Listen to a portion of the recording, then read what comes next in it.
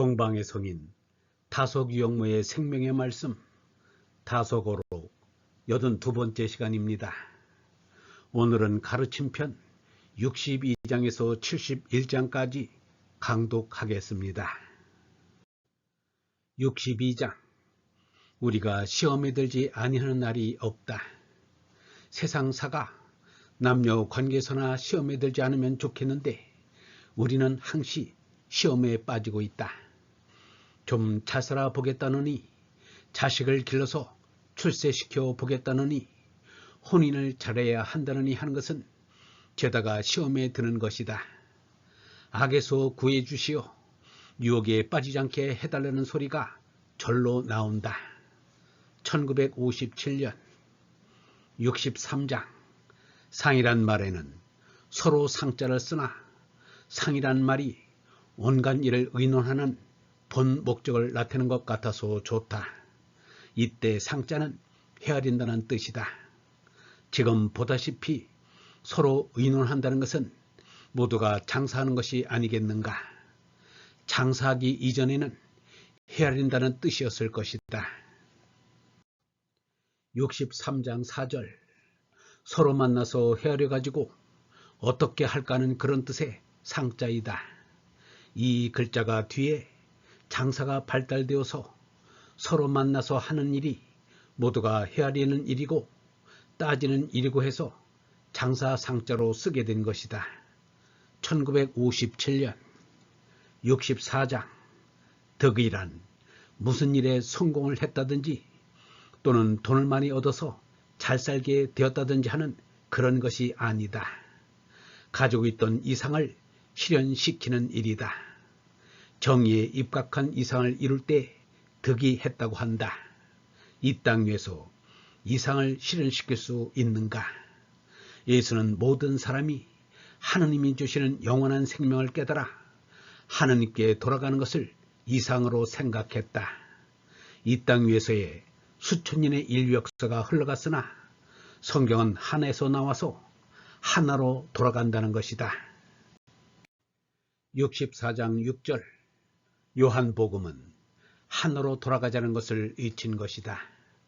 예수는 늘 내 안에 아버지께서 계시고 아버지 안에 내가 있다고 생각했다. 그러나 사람들은 예수의 가르침에 따르지 않았다. 1960년 65장 일 없이 일하는 게 참으로 일을 잘하는 것이다. 수레가 바로 이와 같은 것이다. 붙지도 않고 떨어지지도 않는 수레바퀴에서 무의이위를 배웠다. 일을 하다가 앉으면 일어설 때 아주 힘이 든다. 멈추지도 않고 가지도 않는 수레가 일 없이 일하는 것이다. 불경이나 노자도 일 안 한다는 게 아니라 이체대로 하면 일이 없다는 말이다. 1960년 66장 이 세상에서 교육하려는 것은 좋은 버릇이 버릇들고 나쁜 버릇은 버릇들지 말게 하자는 것이다. 그러나 진선미의 버릇은 없다. 아무리 해도 더 진선미한 게 있다. 예수도 손은 하느님께로 돌렸다. 영원한 진리는 습관된 게 아니다. 손도 습관이 되면 좋지 않다. 익숙해져 재주 부리는 것보다는 하느님이 아니다. 제 뜻과 정성을 다하는 게 도덕의 원칙이다. 집회는 습관적인 모임이 되면 안 된다.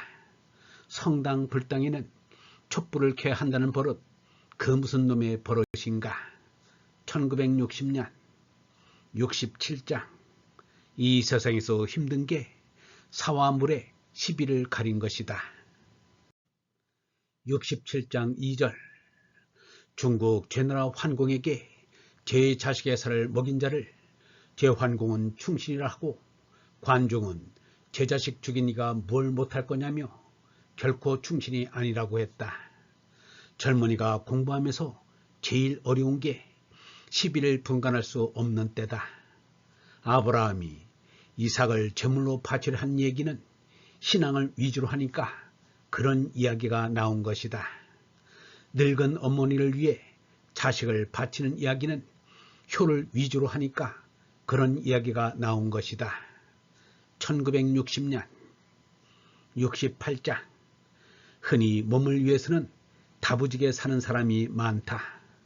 그 대표적인 예는 소매치기, 깡패, 그리고 브로커를 비롯한 이권 운동을 하는 사람들일 것이다.